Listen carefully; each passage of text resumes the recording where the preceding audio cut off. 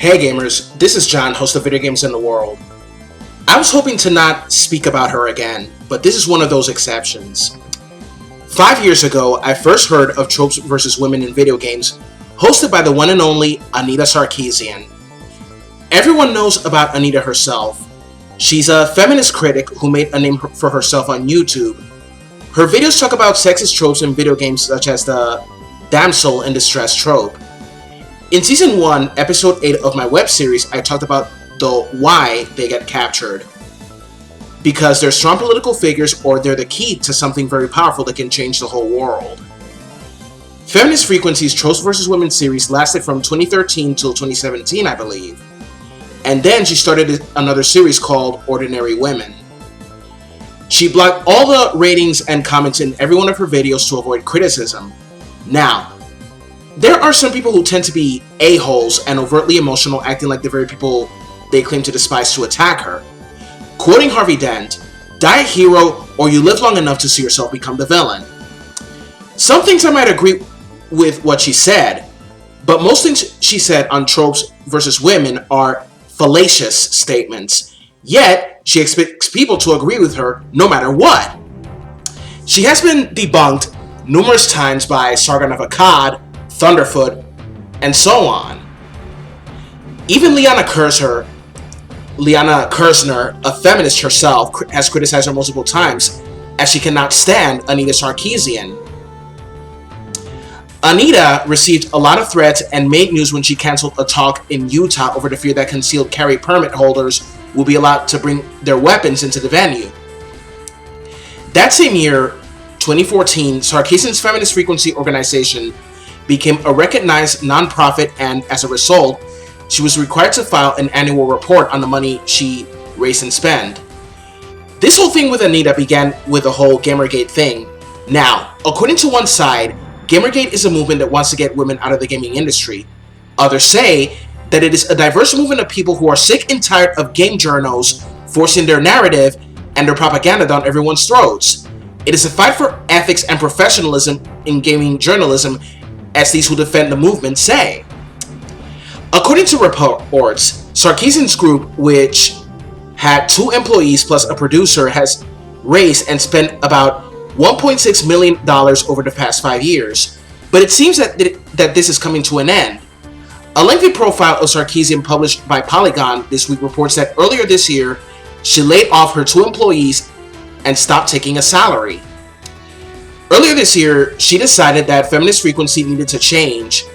She stopped taking a salary and laid off her co-creators and close friends, Ebony Adams and Petite. She closed her offices and stopped making videos. Feminist Frequency is still going, but it's now mainly focused on a regular podcast hosted by Adams, Petite, and Sarkeesian. It's a purely voluntary organization. She has no answer to the question of why she decided to move on. No, it was just time. The answers are more complicated. Partly it's about money. Fundraising is always a struggle, she says. Paying my staff is always a struggle. I'm capable of fundraising. I learned how to do it through the process of running a nonprofit, but I didn't get into this work to be a fundraiser. Feminist Frequency relied heavily on corporations willing to fund the sort of work that looks into intersectional feminist critiques of commercial arts. When corporations make financial commitments to nonprofits, they like to make song and dance about their noblesse oblige, most especially when it portrays them in a positive light. But they're also prone to nickel and diming once favorable media coverage fades. Sarkeesian won't talk specifics, but it's clear that corporate generosity crept away once she outlived her usefulness. So earlier this month, Sarkeesian noticed that fundraising problems on her Twitter feed while taking a shot at Electronic Arts at FemFreak has been a nonprofit on the front lines of this issue for years, constantly struggling with funding. Okay, so shortly after E3 last week, Anita offered her services as a consultant to the creators of the upcoming game Cyberpunk 2077 because she believes that the game might have some potentially sexist representations.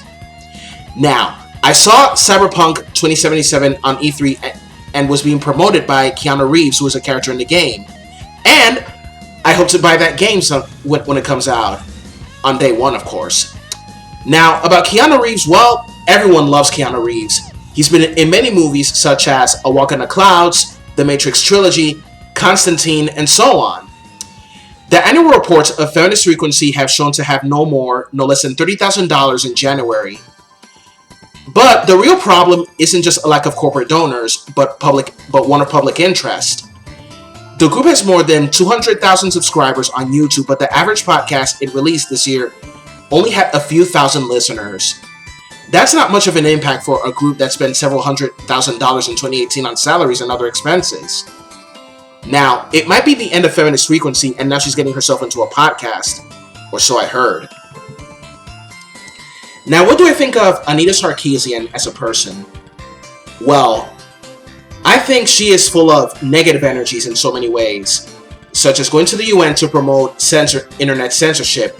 Not to forget also that she pulled a stunt at VidCon 2 years ago when she was talking about online harassment at one of her panels where she insulted Sargon of Akkad.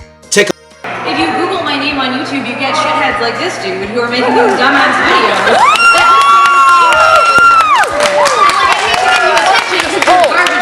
Why don't we just talk? Whatever, dude. Not to mention also on how one of my favorite YouTubers, Boogie2988, who talks about gaming and other different topics, he made lots of valid points in the panel that he had to share with Sarkeesian, but then she yelled at him and bullied him. When I saw that, I was like, is she for real? I felt really bad for Boogie2988 that day. That was totally and incredibly messed up what she did. Yet Polygon white-knighted her and praised her as heroic. To me, there was nothing heroic of her that day. She was more of a bully than a heroine. I also remember the time that she went after a popular Fortnite streamer and video game award winner, Ninja, simply because he refused to stream with women other than his wife. Because Ninja doesn't want any rumors about him. And given how things really are today, he's 100% right. And then she calls him a misogynist. And says that it's bonkers logic to say such a thing of what he said. Come on, Anita. If you were a married person, you would definitely understand. It's like she was wanting some relevancy, realizing that she was having some irrelevancy, or lots of it. I didn't speak about such a thing on that video that day because I didn't really want to be talking about her or Zoe Quinn. And thanks to Zoe Quinn, however, the last night may probably never see the light of day. Also, I remember her repeating the same thing that Macintosh said about Christopher Hitchens. To be honest with you, Hitchens was more for women's rights than these two combined, than these two could ever hope to be. Yes, I'm all for equal opportunities for women. I'm a humanist. Now, there was a time I found myself agreeing with her about the whole Buffy the Vampire Slayer reboot. Of all people, I found myself agreeing with her on that. Oh my god. And the funny thing is that she called 2016 Ghostbusters haters misogynists. And when this announcement of the Buffy reboot happening last summer, she got upset. Now she knows how Ghostbusters fans felt. She said she loves video games, yet at the same time she said that she is not a gamer. She admitted that herself during a TED Talk. Well, now with these short funds and Feminist Frequency being over, I guess that she went to the creators of Cyberpunk 2077 to offer her services as a consultant. It proves she is trying to gain some relevancy. Well, that's all I can think about her, and that's all for today. Comment, rate, share, and subscribe. This is John, host of Video Games and the World. Have a good one. Bye-bye.